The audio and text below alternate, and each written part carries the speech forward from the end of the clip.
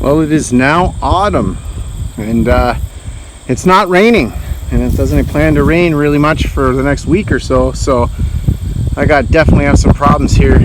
I got to get some water into these plants, otherwise I'm gonna lose them. We'll be picking some squash today.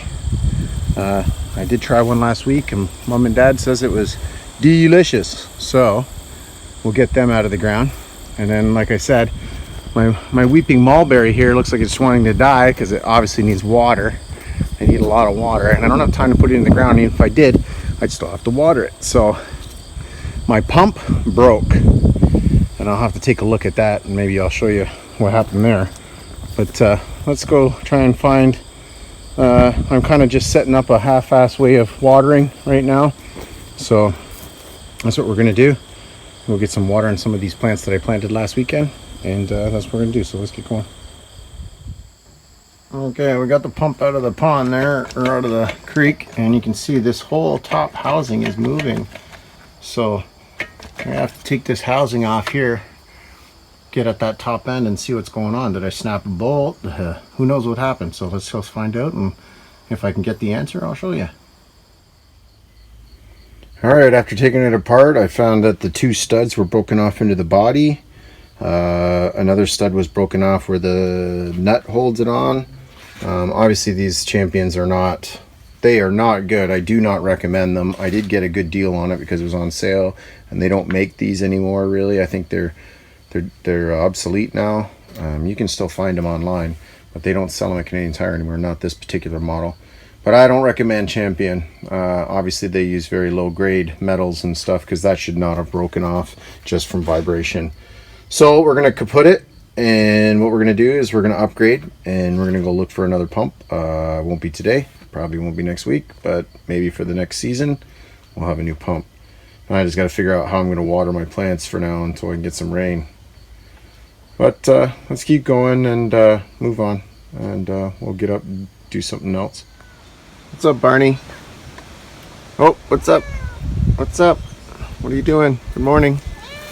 It's a little windy out, people, so I'm gonna grab the cat, and I think I'm gonna do some picking today, and then I'm gonna re-water some of the stuff I had to do by hand. That pump is just blown up, so we'll be looking into a new one this week, hopefully. And let's get started. I'll show you what we're getting. I'm gonna pick some of that squash too. All right, I'm just gonna start by apologizing for the audio because it's kind of windy out here. But yeah, we're at my compost.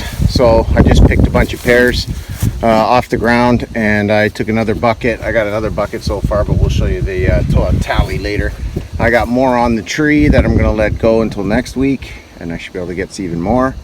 But right now I'm just grabbing some of the bad ones so they're not just all rotten and sour all over the place. So we'll put them in the compost, make some rich compost. We'll get some apples in there too, and then we will cover it up with dirt a little bit, let it sit for the winter, or at least part of the winter, and then we'll flip it in the spring and keep adding to the compost. I got to get some biochar in there. So yeah, stay tuned. Let's get over and get the apples. I'm just gonna unload these pear real quick, and then we'll get to the apples. All right, my haul for the fall in 2023 here. This is my third summer anyways to grow and build my food forest, and this is what I got. We got 4 butternut squash today, small handful of blackberries, a couple of strawberries. They won't make it to the farmhouse. These are my grapes, my Concord grapes. They're a little small, but you know, it's the first year they've been growing, so give it time. So I also have these pears that we picked out here. Those go to my workplace, let my boys eat them. And then we got some nice apples this time, getting some nice size on them.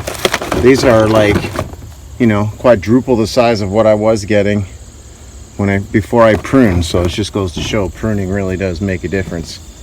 So that's my haul. I'm going to get over to that compost and stir it up a little bit, add a little dirt on top of those that fruit, so that we can so it doesn't just sit there and let the animals eat it. We'll let the bugs get at it and let it rot and create a lot of fungus and microbes and all the other things that we need to create a good compost. So I'm gonna go get the tractor now. Just wanted to show a quick little haul that in my mom's garden. A lot of Roma tomatoes and some green peppers here. Bring them in for the boys.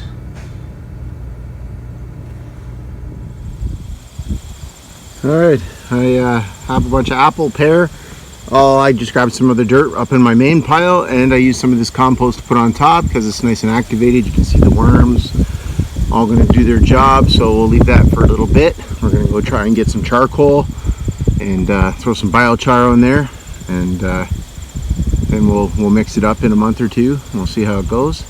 But that's the start right there for next year's compost, next year's fertilization.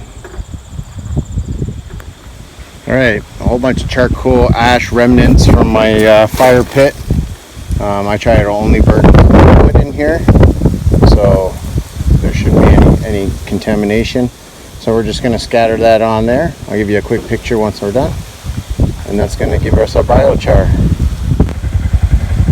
And there we have it. I will come in next weekend and I will turn that up. Right now the tractor's in use. My dad's using it to make a fence for the chicken paddock, chicken coop, chicken run.